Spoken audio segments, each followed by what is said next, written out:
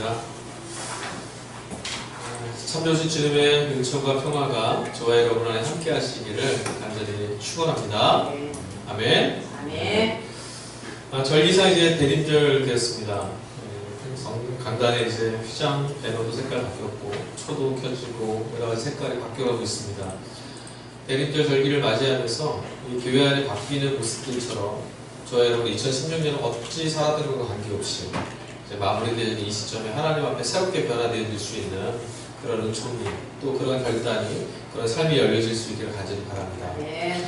대림절 예수님이 오심을 기억하고 또 다시 오심을 소망하는 이 절기, 절망의 세대 가운데 주님에 대한 소망이 우리를 다시 한번 살아날 수 있고 또 살아갈 수 있도록 힘을 주실 수 있기를, 또 그런 일들이 우리가 사는 이 땅 가운데 풍성하게 맺혀질 수 있기를 간절히 소망합니다. 네.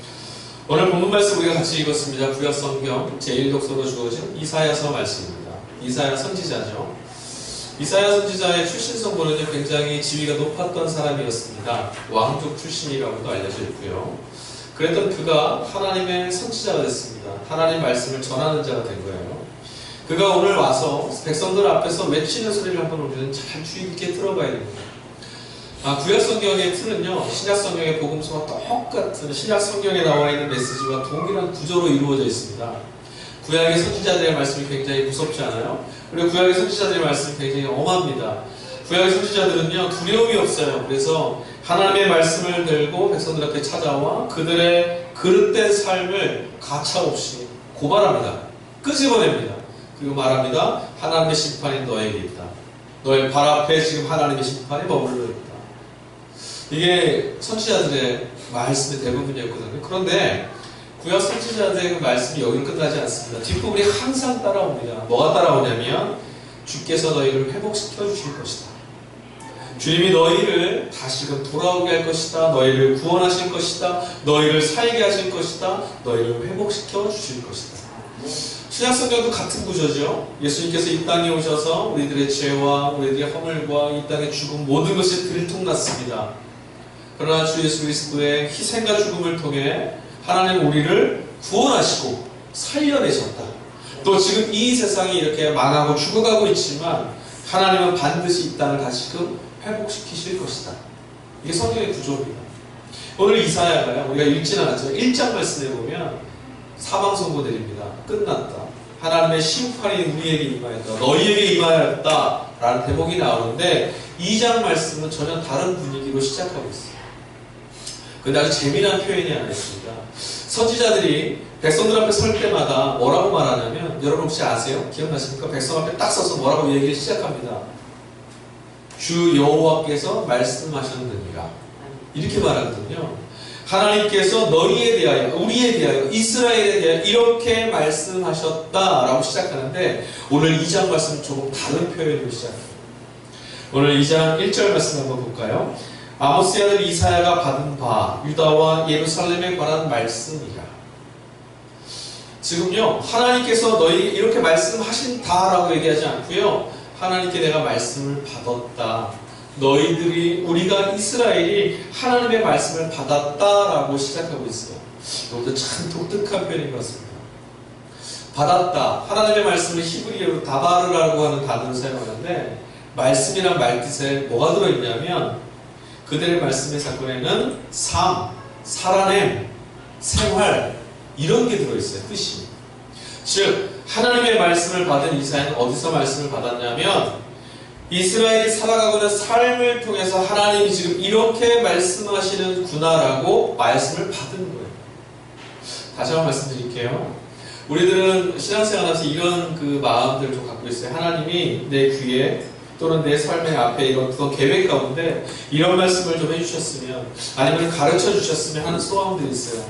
근데 선지자들이 받았던 하나님의 말씀 다바르는 어떻게 받는 거냐면 그들의 삶 안에서 하나님이 역사하시고 이루어 가시는 것들을 보면서 하나님이 지금 우리에게 이런 말씀을 하고 계시는구나 깨닫고 발견하는 것이 대부분이었다는 거예요.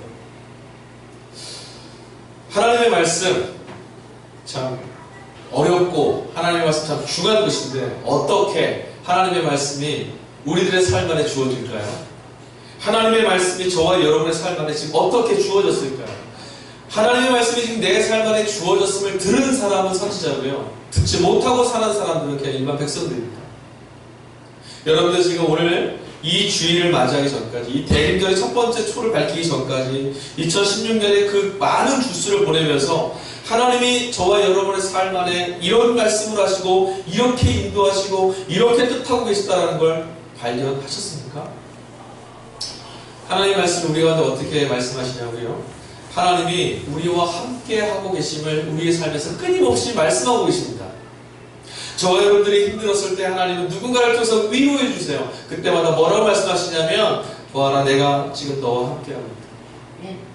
우리가 슬퍼서 눈물을 흘리고 있을 때 하나님이 직접 위로의 마음을 주시기도 하지만, 누군가의 손을 통해서 우리의 눈물을 닦아주고 우리의 흐느끼는 어깨를 감싸 안아주기도 합니다. 그때마다 하나님 뭐라고 말씀하시는 줄 아세요? 내가 너와 함께하고 있다. 또 있습니다. 하나님은 지금도 말씀하시고 계십니다. 정의를 지키며 살고 공의롭게 살아라. 불의함을 짝하지 말고 살아라. 말씀하고 계시죠. 말씀하고 있습니다. 불의함으로 사는 사람들은 결국 심판을 받게 된다. 지금 주님 말씀하고 있어요. 우리 삶이 그걸 지금 보고 있지 않습니까? 저와 여러분의 삶이 지금 보고 있잖아요. 오늘 대한민국이 그걸 보고 있지 않습니까? 불의함 속에서 자신들의 욕망을 따라 사는 사람들의 길이 망할 것이라고 했던 하나님의 말씀이 지금 우리들의 삶에서 지금 이루어지고 있어요. 지금 말하고 있어요. 또 있습니다. 하나님 말씀하시잖아요. 마땅히 사랑하며 살아라. 마땅히 사랑을 실천하며 살아라. 마땅히 내 이웃을 사랑하며 살아라. 말씀하잖아요. 그럼에도 불구하고 우리는 오늘 하나님이 내게 하시는 말씀을 듣지 못하게 됐습니다. 우리들의 오늘 평이한 삶의 자리에서 매 순간 매 삶의 모습 속에서 지금 하나님 내게 말씀하고 계시는 하나님임을 발견하지 못할 때가 너무 많다라는 거예요. 왜 그럴까요? 하나님의 말씀에 귀 기울이지 못하는 삶을 살고 있어서 그래요. 하나님의 말씀에 귀 기울이지 않는 삶이란 뭘까요? 하나님의 말씀에 귀 기울인 삶이란 하나님의 사랑에 반응하고 하나님의 진리에 반응하고 하나님의 생명에 반응하고 하나님의 옳다 하시는 길에 반응하며 사는 것인데, 말씀에 반응하지 않는 건 뭘까요? 하나님의 말씀에 귀 기울이지 않고 그 뜻대로 살기가 싫고 그 뜻대로 사는 게 버겁고 그 뜻대로 사는 게 무겁고, 그래서 고개를 돌리는 것. 우리의 탐욕, 우리의 욕심, 내 생각, 내 욕심, 나의 삶만을 바라보는 그것들이 하나님 지금 내 삶에서 역사하시면서 말씀하고 있는 걸 듣지 못하게 만든다. 저와 여러분이 한 주간의 삶을 살았는데요.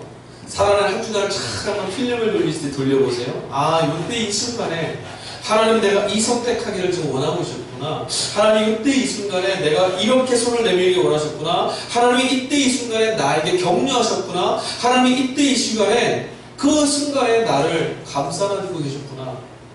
발견해내실 수 있어야 돼요. 없다면 지금 우리의 귀가 하나님의 말씀을 듣지 못하고 우리의 눈이 하나님의 역사하심을 보지 못하는 그런 상황에 있게 됐다는 거예요. 지금 이사야는 다바르 하나님의 말씀을 그의 삶에서 받았다라고 지금 얘기하고 있습니다. 하나님이 이사야에게 특별한 능력으로 이사야야 하고 말씀을 걸어오셨다고 말하는 게 아니라 하나님이 우리의 삶 안에 말씀하셨다. 그래서 내가 하나님의 말씀을 받았다라고 얘기합니다. 히브리인들의 사고방식이 바로 이거예요. 히브리인들의 사고는요, 삶과 역사를, 가정과 나라와 민족과 내가 살아가는 공동체 전체의 삶이 하나님이 함께 하시는 그 자리고, 하나님의 말씀을 듣는 자리고, 하나님을 예배하는 자리예요. 그게 히브리인들의 사고였습니다. 히브리 성경책안에 보면 선지자가 그렇게 많지만 사실 수많은 사람들이 늘 하나님의 말씀을, 율법을 묵상하고 율법을 따라서 살려고 하는 이유는 그들의 매일매일 삶 안의 율법을 지켜내면서 하나님의 말씀을 듣고 그 말씀대로 살려고. 그게 히브리인들의 사고방식입니다. 이사야와 우리의 차이점이 뭘까요? 이사야도 역시요, 심판받아야 될, 하나님 앞에 심판받아야 될 이스라엘 땅, 그 공동체 운명을 같이 살고 있었어요. 그런데 지금 이사야만 하나님의 말씀을 받았다라고 말하고 있어요. 그 안에 살고 있던 다른 수많은 사람들은 이 말을 하지 않아요. 하나님의 말씀이 어디 있어? 하나님은 말씀하지 않고 있어. 아니, 우리는 다 평안해. 괜찮아. 하나님이 괜찮다라고 인정해 주시는 거예요. 자신들의 악을 뒤집어쓰고 살고 있습니다. 그런데 이사야는 그곳 가운데서 하나님이 지금 내게 말씀을 주셨다라고 말하고 있어요. 이스라엘 공동체가 하나님 앞에서 어떤 죄악 가운데 살고 있는지가 이사야의 눈에 보인 거예요. 우리가 정말 하나님 앞에 이렇게 살아도 될 것인가 라는 그 영혼의 찔림을 이사야는 지금 뭐라고 말했냐면, 하나님이 지금 내게 말씀을 주셨다. 하나님이 지금 우리에게 말하고 계신다. 이렇게 살면 안 된다라고, 아니 돌이키라고, 아니 너는 끝났다라고 말하고 계신다. 들은 거죠. 여러분, 우리들은요, 하나님의 말씀과 하나님의 뜻을요, 기도의 자리에서, 교회에서도 들어야 됩니다. 그러나 우리들의 하나님의 말씀을 제일 많이 들어야 될 곳은 어디냐면 바로 저와 여러분의 삶의 자리입니다. 여러분이 기도 일주일 동안 기도해야만 하나님의 음성 듣습니다. 그렇다면 여러분 얼마나 기도하십니까? 하나님 말씀대로 살아야 된다면 대부분의 시간을 우리 기도하면서 살아야 돼요. 그렇게 안 하잖아요. 우리들이 예배하는 자리에서 하나님의 말씀을 듣는다면, 설교의 말씀을 듣는다면 우리는 매일 예배로, 설교로 하루를 시작해야 되는데 그렇게 살지 않아요. 또 하나님 원하시는 것도 그게 아니에요. 우리는 이곳에서 모여서 함께 말씀을 듣고 세상으로 나가서 우리가 살아가는 자리와 환경 속에서 우리를 인도하시는 하나님의 직접적인 말씀과 인도하심을 경험하고 살 수 있는 주의 백성들이 되었어요. 그래서 성령이 우리를 찾아오셨잖아요. 우리의 대부분의 삶은 하나님의 우리와 함께 하시면서 말하고 계시는 삶의 자리임을 우리는 기억할 수 있어야만 합니다. 그래서 이 삶 안에서 우리가 해야 될 게 있어요. 뭐냐면, 제가 조금 전에도 여러분 일주일간의 삶 안에서 하나님이 말씀하신 것들이 기억이 나십니까? 질문하였듯이 돌아보는 거예요. 그리고 여러분 눈을 크게 뜨고 발견해 보는 거예요. 보려고 하는 자에게는 보이고요, 보려고 하지 않으면 보이지 않습니다. 해석이에요. 여러분 돌아보세요. 어떤 사람은요, 그냥 우연이었어, 아니 그냥 지나친 일이었는데 뭐 대수였었는데, 어떤 사람은 그 순간 때문에 감동을 받고 눈물을 흘리며 하나님 앞에 무릎 꿇고 나오는 사람이 있어요. 어떤 사람은 야 이거 정말 괜찮아 라는데, 어떤 사람은 아니야 지금 우리 죽게 생겼어, 하나님 지금 우리 앞에 진노의 횃불을 들고 계셔, 우리 지금 기도해야 돼. 그런 사람이 있어요. 뭐죠? 똑같은 삶, 똑같은 환경 가운데 있는데 전혀 다른 걸 보고 있다는 거예요. 교회에서는요, 설교나 프로그램, 기타 등 모든 것 가운데 늘 강조하는 어떤 하나의 훈련이 있어요. 감사입니다. 감사. 여러분 감사라는 말 들으시면 되게 좋죠. 그죠? 감사할 거리가 있으면 얼마나 행복하겠어요? 그렇죠? 네. 여러분 우리가 지난주에 추수감사절 예배 드렸습니다. 한 해 동안 하나님이 살게 하시고 인도하시고 우리를 붙들어 주신 것들을 기억해냅시다. 기억해내는 것이 감사예요. 그런 일이 있었냐가 감사가 아니라 기억해낼 수 있는 것, 발견할 수 있는 것, 그게 감사예요. 여러분 왜 감사훈련을 하는 줄 아세요? 매 순간을 살아가면서도 하나님이 내 삶에 역사하시고 개입하시고 함께하시고 인도하시는 것들을 볼 수 있는 눈을 키워라는 거예요. 그래서 감사하는 훈련을 해요. 감사는 훈련이에요.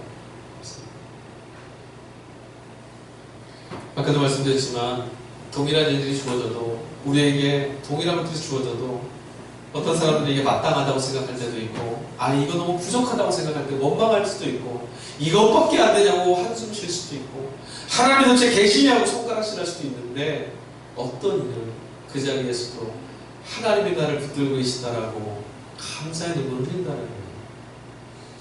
여러분 너무 상투적인 표현으로 듣지 마세요. 저와 여러분이 오늘 이 자리에 나왔다는 게 얼마나 감사한 일인지 실감이 안 나시죠? 그만큼 우리는 감사에 지금 묻어져 있다는 거예요. 우리가 건강한 육체로 내 발을 두 발을 디뎌서 이곳에 올라올 수 있다는 것이 우리 힘이었습니까? 아니에요. 우리가 잘해서, 우리가 뛰어난 사람이나 우리가 똑똑해서 하나님 봤을 때 너는 가치가 있다, 그러므로 너에게 이런 건강을 주겠다 하신 걸까요? 아니에요. 그럼 지금 질병에 걸린 사람들은 우리가 못한 사람이라 하나님 버리신 걸까요? 아니에요. 우리가 건강할 수 있다는 것은, 이곳에서 함께 예배할 수 있다는 것은 정말 기적과도 같은 거예요. 여기 안산 땅에 구치구치가 이제 교회가 몇 군데가 있는데, 그 중에 한 장로교회 목사님이 정말 질병을 알고 사신 목사님 한 분 계세요. 폐암까지 걸리고 이제 죽다가 살아나시는, 그분이 그 교회 화장실에서, 제가 그 교회를 한번 갔었는데, 화장실 벽에다 시를 쓰시는데, 화장실 벽에다가 시를 하나 짤막하게 써붙여놨더라고요. 뭐라 썼냐면, 다른 모든 사람들이 아플 때 내가 건강한 것은 기적입니다. 너무 상투적이죠. 근데 밑에 또 하나 써 있어요. 다른 모든 사람들이 건강할 때 나 혼자 아픈 것도 또한 기적입니다. 이해가 되세요, 이게? 근데 이게 사망 선고받고 사형 선고받고 그 고통 속에 치료하며 하나님 붙들고 살아냈던 목사님을 위해서 나온 얘기예요. 저 참 많이 감동받았거든요. 야, 어쩜 그 자리에서 감사를 발견할 수 있을까? 기적을 발견할 수 있을까? 그게 그릇의 크기겠죠. 여러분, 우리가 다니엘 기도회 하면서 얼마나 많은 것들을 봤습니까? 사람이 헌금하면서 여러 가지 사연들을 들었잖아요. 세상에 그런 희귀한 질병들이 그렇게 많은지를 우리는 그런 방송을 통해서 발견하게 돼요. 그리고 그 가족들이 그들을 쓸어안고 끌어안고 고통하고 신음하며 살아가는 그 처절한 삶을 보면서 야, 어떻게 저럴 수 있을까? 근데 그 순간에도 우리는 그 얘기가 우리 얘기가 아니라고 생각해요. 아니요, 그 얘기는 마땅한 우리의 삶의 이야기예요. 그런데 오늘 우리는 이 자리에 서 있다는 거죠. 얼마나 감사합니다. 어저께까지 안에서 가정에서 다투고 싸우고 마음에 들지 않는다고 이놈의 새끼 저놈의 새끼 우리 아빠는 우리 엄마는 왜 저래 얘는 또 왜 이러는 거야. 그런데 생각해 보세요. 그가 오늘 함께 있다는 것이, 아니 내가 그와 함께 할 수 있다는 것이 기적 중의 기적 아니에요.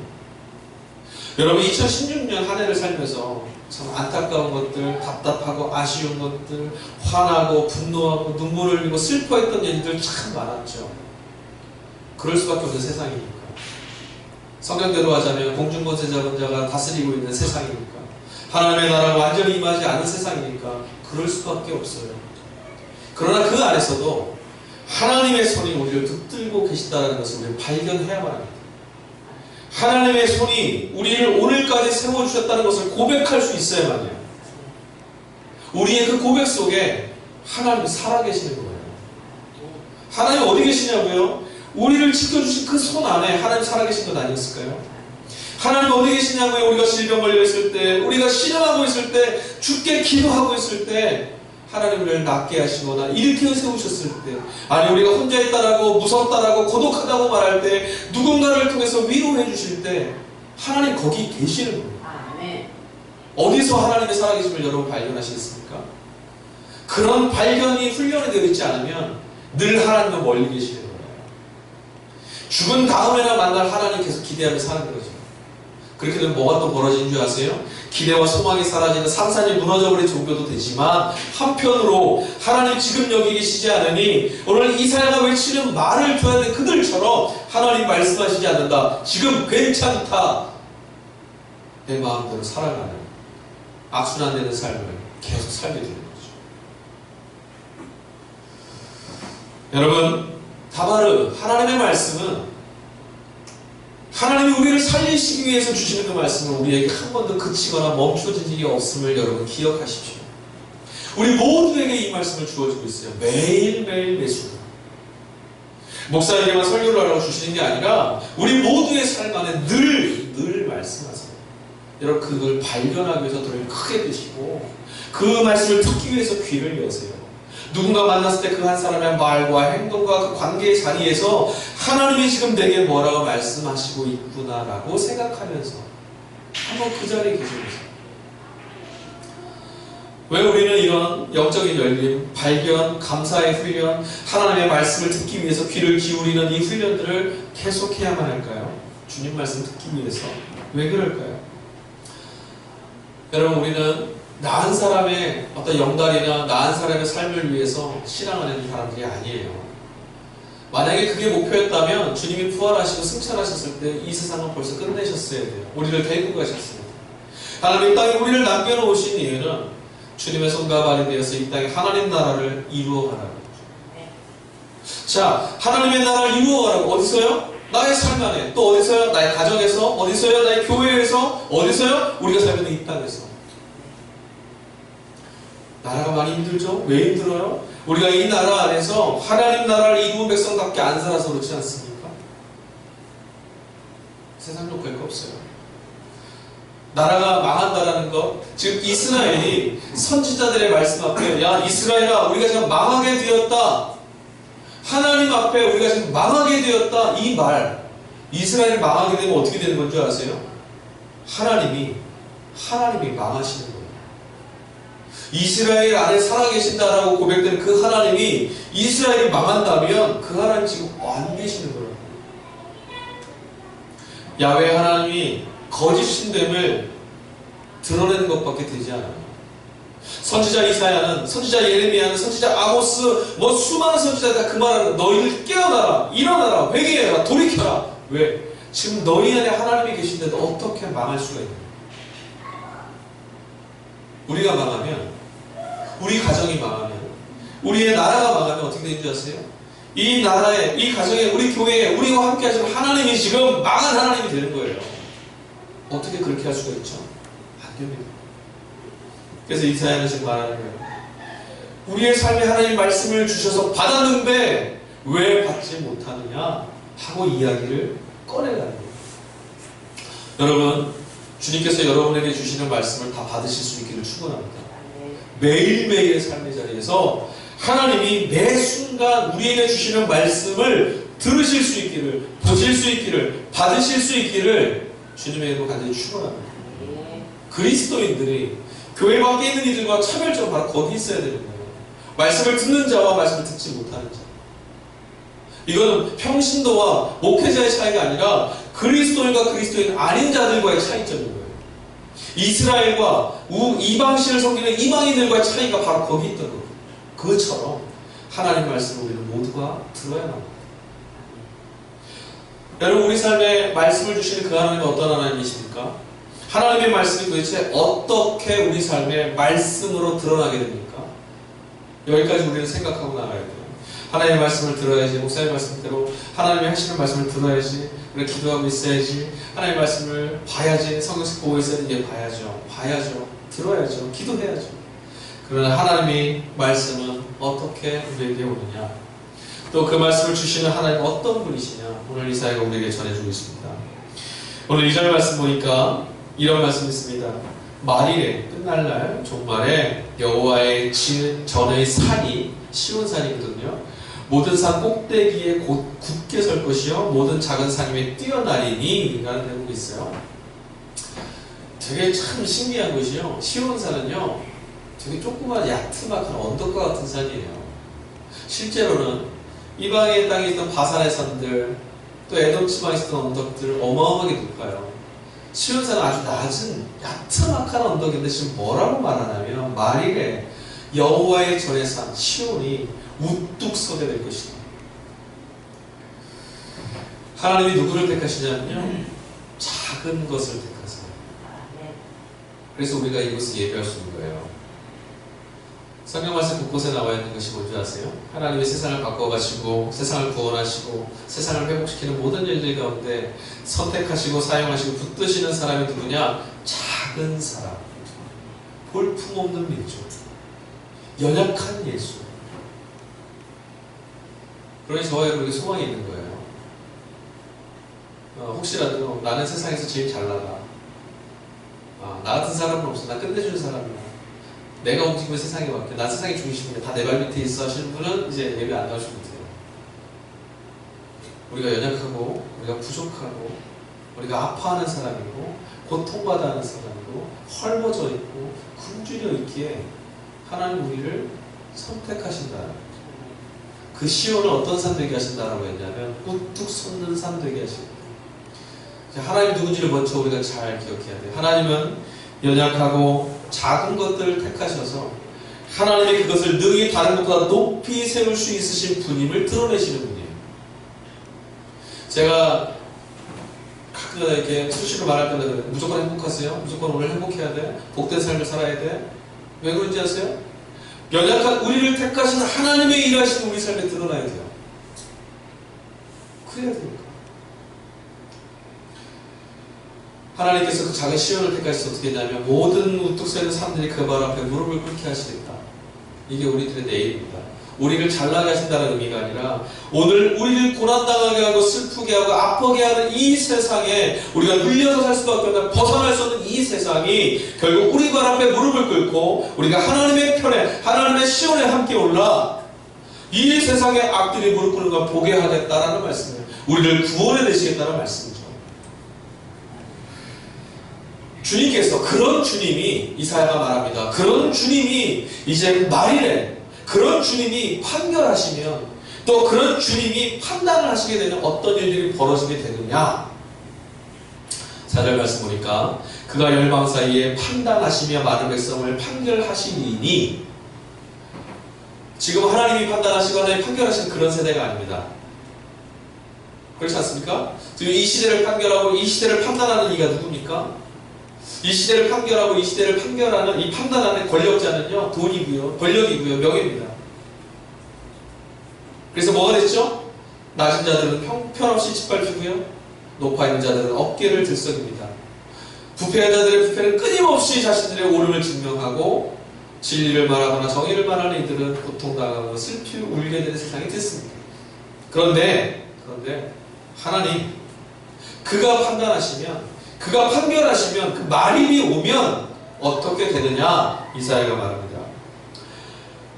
그들의 칼을 쳐서 모습을 만들고 그들의 창을 쳐서 낫을 만들 것이며, 이 나라와 저 나라가 다시는 칼을 들고 서로 치지 아니하면 다시는 전쟁을 연습하지 아니하리라.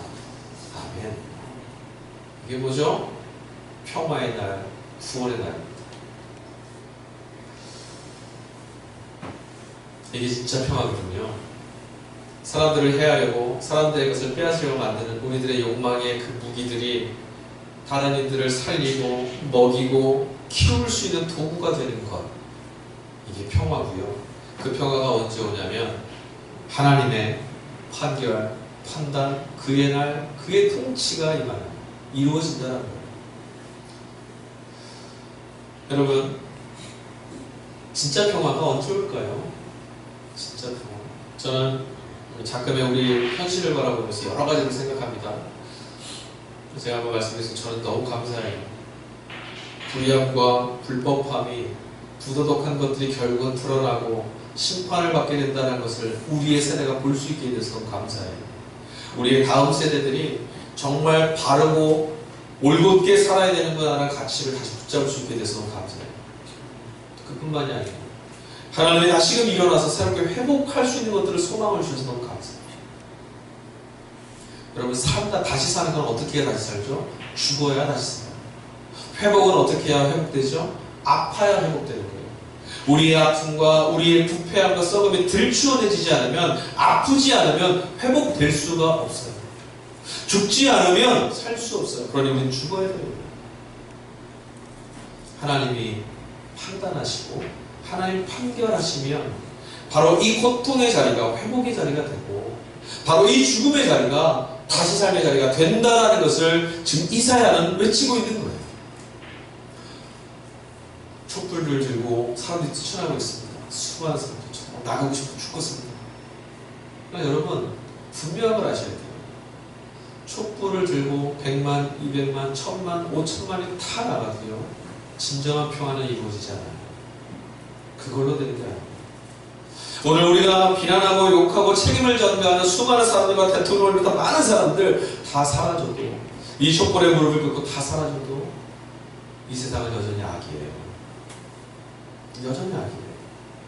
그 악이 지금 이 본문의 말씀처럼 진정한 평화가 되기 위해서는 그의 날이 와야만 돼요. 하나님의 날. 여러분, 우리는 그리스도인들입니다. 전능하신 하나님, 그가 선하시고 신실하시며 평화의 왕이라는 걸 믿고 있는 사람들이에요. 그가 이 땅에 임하셔야만 진정한 평화가 이루어짐을 기다리는 사람들이 저와 여러분이 되어야 돼요. 여러분, 우리는 오늘 이 암담한 현실 속에서 대립별 첫 번째 주를 맞이했습니다.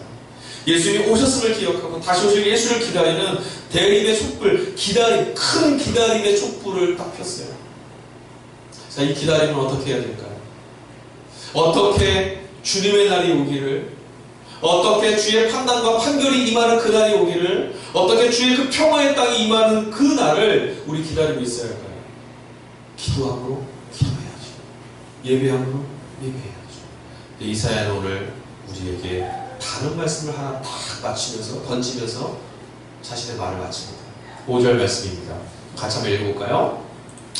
이사야서 2장 5절 말씀 함께 읽겠습니다. 시작. 야곱 족속아 오라, 우리가 여호와의 빛에 행하자. 아멘. 뭐라고 했나요? 야곱 족속아 오라, 여호와의 빛에 행하라. 빛에 행하라. 우리는요, 빛을 찾아 헤맬 필요가 없는 사람들이에요. 진정한 빛은 어디 있습니까? 바로 하나님 안에 있습니다. 진정한 빛이 어디 있습니까? 진리 되시는 예수 그리스도 안에 있어요. 그가 걸어가신 길을 따라 행하라. 그곳에 행하라. 이게 뭔지 아세요? 하나님의 날, 주의 날이 오는 거예요. 제가 아까 말씀드렸죠? 모두에 이런 말씀드렸습니다. 우리의 삶 안에 하나님의 말씀이 거하고 계심을 발견해내지 못하면 그곳에 하나님 계시지 않습니다. 똑같습니다. 하나님의 말씀은 지나가다 감나무 밑에 가만히 누워있으면 뚝 떨어진 그런 감이 아니에요. 하나님의 나라, 오늘 이렇게 말씀하신 이 나라는 빛이고요. 우리 그 빛에 행하는 이들이 돼야만 우리가 행하는 그 자리 가운데 이 나라가 임하게 되는 거예요. 대림이 촛불을 켰다고 해서 대림들이 오는 건 아닙니다. 이 대림의 의미를 깨닫고 이 기다림의 자리에 우리가 함께 거하는 자가 돼야 그곳에 주님의 평화가 임하는 거예요. 기다림은 어디에 있어야 합니까? 기다림은 막연히 앉아서 때가 되기를 카운트다운하고 있는 그런 자리에 임하지 않습니다. 결단코 오지 않습니다. 기다림은 기다리는 삶 안에 찾아옵니다. 기다리고 있는 자답게 사는 기다림의 사람들의 삶 안에 이 기다림은 임하게 되는 거예요. 여러분, 저와 여러분들이 주님 오실 길을 기다리지 않습니까? 그럼 주님이 어떤 주님이 오시길 기다리십니까? 이 땅의 불의함을 다 무너뜨리고 평화를, 생명을 이곳 가운데 임하게 하시는 주님 기다리고 있지 않습니까? 그렇다면 우리는 그 빛 가운데 어떻게 행하는 자가 되어야 됩니까? 어떻게 기다려야 됩니까? 바로 그 주님을 기다리는, 빛을 기다리는, 생명을 기다리는, 평안을 기다리는 그런 삶을 살아야 된다는 거죠. 그것이 임하는 거예요. 여러분, 야곱 족속과 오라 여호와의 빛에 행하자. 이것이 주님의 말씀인 다바르, 그 말씀을 듣는 겁니다. 이것이 주님이 오실 길을 기다리는 소망 있는 자들의 삶입니다. 그리고 우리가 빛에 행하는 것이야말로 소망이 주님 안에 있음을 믿기 때문이고 그 믿음이 있기 때문에 우리가 다시금 오늘 초에 불을 붙이며 주님의 소망을 안고 기다림의 자리를 지키게 되는 겁니다. 여러분, 대림절의 의미를 다시 한번 기억해내시고 오늘 우리의 삶 안에 말씀하시는 하나님을 발견해내시고 그 하나님이 어떤 분이신지를 깨달으시고 그 하나님이 이 땅에 왜 임하셔야만 하는지를 기도하시고 그 하나님의 오심을, 그 주님의 오심을 기다리는 삶을, 기다림의 비단에 행하는 저와 여러분이 될 수 있기를 주님의 이름으로 간절히 축원합니다. 기도하겠습니다. 주님 감사합니다. 대림절의 첫 번째 촛불에 불을 밝혔습니다. 이 빛이 밝아지는 것처럼 이 초에 불이 밝혀질 때 이 주변에 있던 어둠이 사라졌던 것처럼 이 땅의 어둠들이 사라지게 하여 주옵소서. 주님의 밝은 빛이, 진리의 빛이 이 어두운 세상을 밝혀내고 소망 없는 땅 가운데 소망이 되고 자유 없는 이 땅 가운데 자유가 되며 평화 없는 이 땅 가운데 참 평화를 이루시는 그 날을 우리가 기다림으로 함께 살아나게 하여 주시옵소서. 기다림의 이 절기가 앉아서 무릎 꿇고 있는 절기가 아니라 빛에 행하는 삶의 자리로 기다림으로 주님 앞에 고백되어질 수 있는 믿음의 삶이 열려질 수 있도록 이끌어주시고 인도하여 주시기를 간절히 소망하옵나이다. 감사하며 거룩하신 예수님의 이름으로 기도하였습니다. 아멘.